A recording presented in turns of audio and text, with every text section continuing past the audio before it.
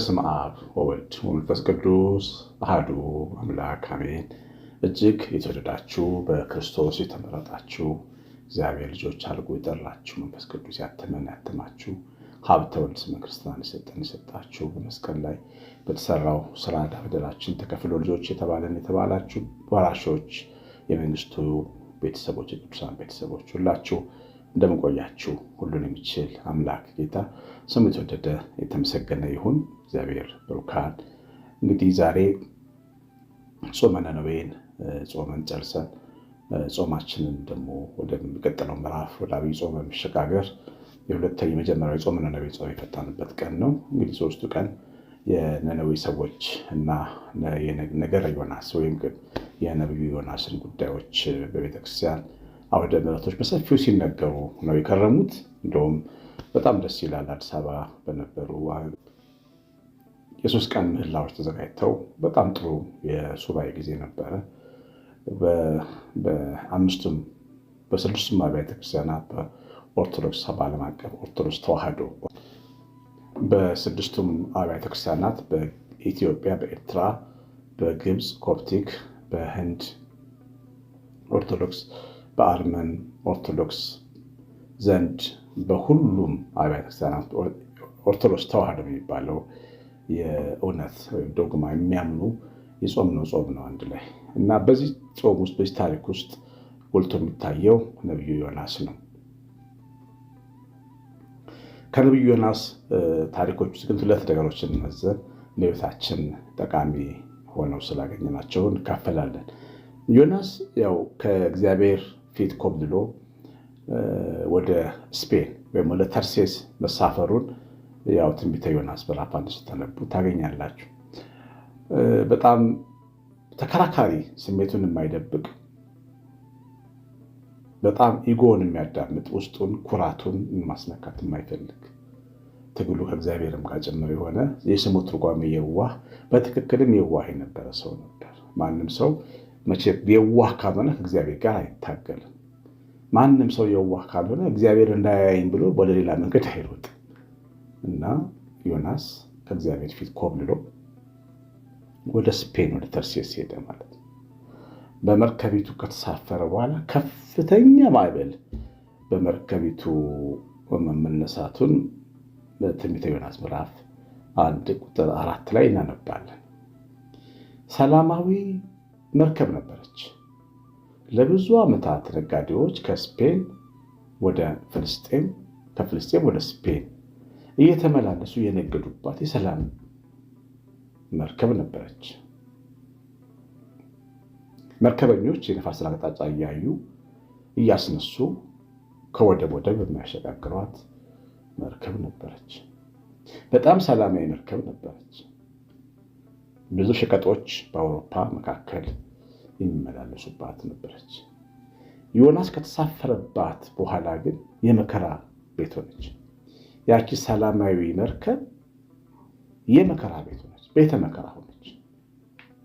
ዮናስ ያለ እግዚአብሔር መንገድ ስለጀመረባት ሰው ሕይወቱን ያለ እግዚአብሔር ለመግፋት ሲወስን እንዲሁ ሁልጊዜ ሰላማዊው ዓለም መከራ ይሆንበታል። የስራ ቦታው ፈተና ይበዛበታል። ምን እንደሆነ አላውቅም ይላል ሁሌ። ምን እንደሆነ የማያውቀው ስላልተማረ ነው። ያለ እግዚአብሔር የተጓዘ ሰው የሚገጥመውን ከዮናስ መማር ያስፈልጋል። ሰው ያለ እግዚአብሔር ይኖራል ወይ? ምን ማለት ነው ትሉ ይሆናል። አንዳንድ ሰው ከአንገት በላይ እግዚአብሔር ይፈልጋል። አዎ አለ። ጽድቅና ኩዳኔ ቢኖርም ባይኖርም በክፋት ደግነት ሳይሻል አይቀርም እያለ እየተፈላሰፈ እግዚአብሔርን የሚከተል ሰው አለ። ሰው ከሚስቱ ጋር ለ80 ዓመት ለ70 ዓመት አብሮ ለመኖር 80 ፈርሞ ፍቅር የሚባለውን ትልቅ መንፈሳዊ ኃይል ኢንቨስት አድርጎ ሕይወቱን አካሉን ሰጥቶ ገቢውን ሰጥቶ ወርቁን ምኑን ሰጥቶ ለ80 ዓመት ከአንዲት ሴት ጋር ለመኖር ወይም ከአንድ ወንድ ጋር ለመኖር በዚህ ልክ ዋጋ ከፈለ። የሰው ልጅ ለእግዚአብሔር የከፈለው ዋጋ ምንድን ነው? ምንድን ነው የከፈላችሁት? ከእግዚአብሔር ጋር እየተራመድኩ የምንል ሰዎች ነን ወይ? በእርግጥ ከእግዚአብሔር ጋር ምን ያህል ፐርሰንት አሁን ለሚስት አንተ ወንድሜ ለሚስትህ ወይ አንቺ እህቴ ለባልሽ የከፈልሽውን ያክል ከፍልሻለሁ እና ከእግዚአብሔር ጋር ነው የምኖረው ማለት አይቻልም። ደፍሮ እግዚአብሔርና ሀሳቡን እያዳመጡ መኖር፣ በፍቅሩ መቃጠል፣ ብዙ ሰዓት መጸለይ፣ ቤተክርስቲያን መሄድ አለመስነፍ፣ በስሙ መራራት ማካፈል። እንዴ የእግዚአብሔር መሆን እኮ ልዩ ነገር አለው፣ ምልክት እኮ አለው። እግዚአብሔር ጋር ይመራል። ግን አንዳንዴ መንገድ የቀና ይመስላል። ዮናስ ተነስቶ እስከ መርከቢቱ ወደብ እስኪደርስ ድረስ ሃይፋ የምትባል ወደብ ላይ የተሳፈረው፣ በሃይፋ ወደብ ተሳፍሮ ወደ መርከቢቱ ሲገባ ድረስ ሰላም ነበር መንገዱ። ጠቢቡ ሰለሞን መልካም የምትመስል መንገድ አለች፣ ፍጻሜዋ ግን ጥፋት ነው ይላል። ምንም አይመስለንም ሰላማዊ። ስናገባ ሰላማዊ፣ ሰርጋችን ያምራል። ስንወልድ ሰላማዊ፣ ልደቱ ክርስትናው ያምራል። በጉዟችን ነው የምንፈተነው። ጀልባው ላይ ከሳፈርን በኋላ ነው ከእግዚአብሔር ጋር ባለን ግንኙነት እንለካው። እያችሁ ተክሊል ያደረግንም ሰዎች ብንሆን ተክሊላችን ብቻ አይደለም፣ ከተክሊል በኋላ በዛው ስጋ ወደሙ እንጸናለን፣ እንቆማለን ወይ? እሱ ነው የሚታይ። ያለ እግዚአብሔር ትዳር መበጥበጥ ብቻ ነው ስራው። ይሄን ነው ያለ እግዚአብሔር ንግድ፣ ያለ እግዚአብሔር ቤተሰብ፣ ያለ እግዚአብሔር ዝምድና መከዳዳት ነው የሚያመጣው።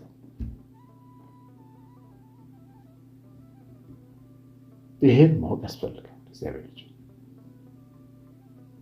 ያለ እግዚአብሔር ፍልስፍና፣ እውቀት፣ ገንዘብ ይተናደስ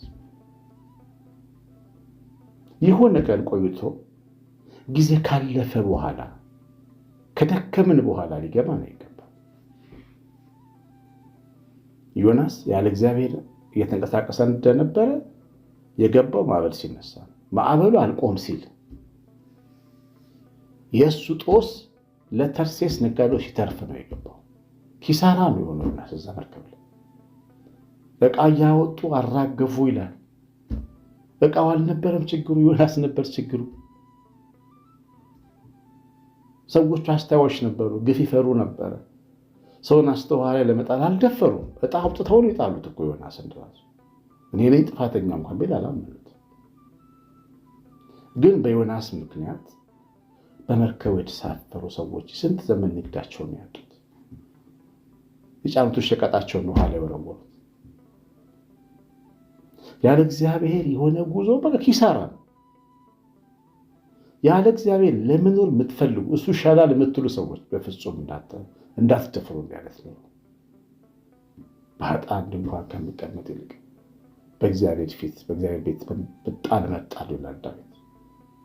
ምንም ቢሆን እግዚአብሔር እጅ ላይ ቢኖር ይሻለኛል በሰው እጅ ላይ ከመውደቅ። ሰው ሁለት ቦታ ነው ያለው። ሰው ያለ ቦታ አይኖርም። ተመልከቱ፣ እግሮቻችንን ግራቪቲ እንደሚሰባቸው ሁሉ ሰው መጠጊያ ግድ ያስፈልገዋል። ወይ እግዚአብሔር ያስፈልገዋል ወይም ደግሞ ሌላ አካል ያስፈልገዋል። ያለ መጠጊያ ሰው ብቻውን ሊኖር አይችልም። ተጽፏል፣ ያለ ረዳት ብቻውን ሊኖር አይችልም። ግን የሚመርጠው ምርጫ እግዚአብሔር የሌለበት ሲሆን ስነ መለኮቱን ሰርዞ ያኛው ይሻለኛል ማለት ይቻላል። ግን መከራው ብዙ እና የዮናስ ጎዳና አለ እግዚአብሔር የሄደበት ጎዳና ያስተማረን ያለ ኪሳራ፣ መከራ፣ ማዕበል። ከዛ በኋላ እኔ ነኝ አለ። ልቡን መለሰ፣ ወደ እግዚአብሔር አነሳ። እኔ ነኝ የዚህ መርከብ ጥፋቱ ባለቤቱ እኔ ነኝ አለ። ጣሉኝ አለ። እነሱም ዕጣውን ሲያወጡ ስለወደቀ አንስተው ወደ ባህር ወረወሩት ማለት ነው። ያኔ ወደ ባህር ሲወድቅ ዮናስ ልቡ ከእግዚአብሔር ጋር ተገናኝቶ ነበር። ወደ መርከብ ሲሳፈር ከእግዚአብሔር ጋር ተፋቶ ነበር። መከራው ግን ልቡን ከእግዚአብሔር ጋር አገናኝቶት ነበር። ማዕበሉ ልቡን አረሞት ነበር። በድያለሁ ብሎ ነበር። በድያለሁ ብሎ ባለበት ሰዓት ወደ ውሃ ሲወረወር እግዚአብሔር አብሮት ነበር። ከእግዚአብሔር ጋር ውሃ ማያሰጥ አሳንበሪ መጣዋጥ በሻርክ ሆድ ውስጥ አንጥፎ ይጸልይ ነበር ዮናስ። ትንቢተ ዮናስ ምዕራፍ 2 ነበር። በጣም ይገርማችኋል። ጸሎቱ ራሱ ነው የሚገርመኝ። እግዚአብሔር ዮናስን የሚወጥ ታላቅ ዓሣ አሰናዳ። ምዕራፍ 2 ዮናስም 3 ቀንና 3 ሌሊት በዓሣ ውስጥ ነበረ። ዮናስም በዓሣ ሆድ ውስጥ ሆኖ ወደ አምላክ ወደ እግዚአብሔር ጸለየ፣ እንዲህም አለ። በመከራዬ ሳለሁ ወደ እግዚአብሔር ጮኽሁ፣ እርሱም ሰማኝ። ከሲኦል ሆድ ውስጥ ሆኜ ጮኽሁ፣ ቃሌንም አደመጥክ። አያችሁ፣ እዛ ውስጥ ሆኖ የሚሰማው አምላክ እንዳለ ተረዳ፣ ተመለከተ። አሁን ደግሞ ከእግዚአብሔር ጋር ሲሆን የአውሬ ሆድ የጸሎት ቤት ነበር ለሱ። አልደነገጠም። እጅግ ይገርመኛል። በአውሬ ሆድ ውስጥ ተንበርኮ መጸለይ። ዛሬ በሰላም ቤታችን ከተመር ከመጸለይ ከብዶናል። እውነቴን ብላችሁ አልጋችን አጠገብ እንኳን መቆም ጸሎት እንዴት ታግለን የምንኖር ሰው አውሬ ውስጥ ሆኖ እንዴት አድርጎ ተንበርኮ ይጸልያል? በእግዚአብሔር ኦክሲጅን በሌለበት ክርፋት ውስጥ የሚያስፈራ አሲድ ውስጥ እግዚአብሔር ጸሎት አቀረበ። ከእግዚአብሔር ጋር አሲድም ውሃ፣ ጨለማም ብርሃን። የአውሬ ሆድም ጸሎት ቤት ነው እግዚአብሔር ጋር። ከእግዚአብሔር ጋር እንደምኖር አይነት የለም። ከሞት መውጣትም እግዚአብሔር ነው ይላል ዳዊት። ሰው ያለ እግዚአብሔር ሜዳውም ሰላማዊ፣ መርከቡም ሰላማዊ አይሆንም። ከእግዚአብሔር ጋር ግን ጨለማው ብርሃን። የሚያስፈራው ገደል መኖሪያ ነው። እልም ያለው በረሃ ድንኳን መትከያ ነው እግዚአብሔር ጋር። ጫካው የመዝሙር አደባባይ ነው ለዳዊት እግዚአብሔር ጋር። ከእግዚአብሔር ጋር ሌሊቱ ከሰማይ እስከ ምድር የተዘረጋ መሰላል መመልከቻ ነው። ከእግዚአብሔር ጋር ሌሊቱ ሲታገሉ ማደሪያ ነው። እስራኤል መሆኛ ነው፣ መባረኪያ ነው። እግዚአብሔር ልጆች ካለ እግዚአብሔር ከመኖር እግዚአብሔር ጋር መኖር ይሻላል። ትንሽ ያደክማል፣ ጊዜ ይፈልጋል። እንኳን እግዚአብሔር ሚስትህ እንኳን እናትህ እንኳን ከአንተ ጊዜ ትፈልጋለች። እንኳን እግዚአብሔር ባልሽ እንኳን ከአንቺ ጊዜ ይፈልጋል። ልጆችሽ፣ እናትሽ፣ አባትሽ ከአንቺ ጊዜ ይፈልጋል። ጊዜ መስጠት ያስፈልጋል። አቴንሽን ያስፈልጋል። እግዚአብሔር ትኩረት ያስፈልጋል። እግዚአብሔር ማንበብ፣ መዘመር፣ መጸለይ፣ ማሰላሰል፣ ማስተዋል፣ ቤተክርስቲያን መሄድ ያስፈልጋል። መቆረብ ያስፈልጋል። ከእግዚአብሔር ጋር ሲሆን ማዕበሉ ጸጥ ያለ ውሃው መስፋት ነው። ከቤታችን ጋር ለስምዖን ጴጥሮስ ውሃው አስፋልት ሆኖ ተራምዷል። ጥቂት እርምጃ ተራምዷል። ሲፈራ ነው መስጠም የጀመረው። ከእግዚአብሔር ጋር መኖር ሁልጊዜ የተሻለ ነው። ዮናስ ያለ እግዚአብሔር በመርከብ ውስጥ በማዕበል ተቀጣ። ከእግዚአብሔር ጋር ግን በዓሣ አንበሪ ሆድ ውስጥ በሕይወት ተረፈ። የሚገድል መርዝን ብትጠጡ አትሞቱም ይላል ማርቆስ 16:16። በእሱ ያመነ እባቦችን ይዞ አይነድፈውም ይላል። ከእግዚአብሔር ጋር ሕይወት እንደዚህ። ረሃብ ቢመጣ አይረበውም። ይስሐቅ በረሃብ በድርቁ ዘመን 100 እጥፍ አጨደ ነው የሚለው መጽሐፍ ቅዱስ። በድርቁ ዘመን የቆፈረው ጉድጓድ 3 ጉድጓድ ውሃ አመነጨ። አቤኔዜር ብሎ ዘመረ ይስሐቅ። ከእግዚአብሔር ጋር ድርቅን በረከት፣ ጉለትን ሙላት ነው፣ ጨለማን ብርሃን። የሚያስፈራራን አውሬም ሆዱ የጸሎት ቤት ነው።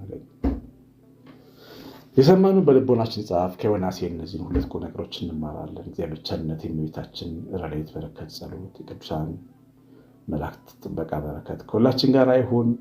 ትምህርቱ ላይ ኮሜንት ላይ ስለምትወጡ እግዚአብሔር ባርካችሁ። ቀሲስ አሸናፊ ገብረማርያም ነኝ። ሰላም፣ እግዚአብሔር ባርካችሁ።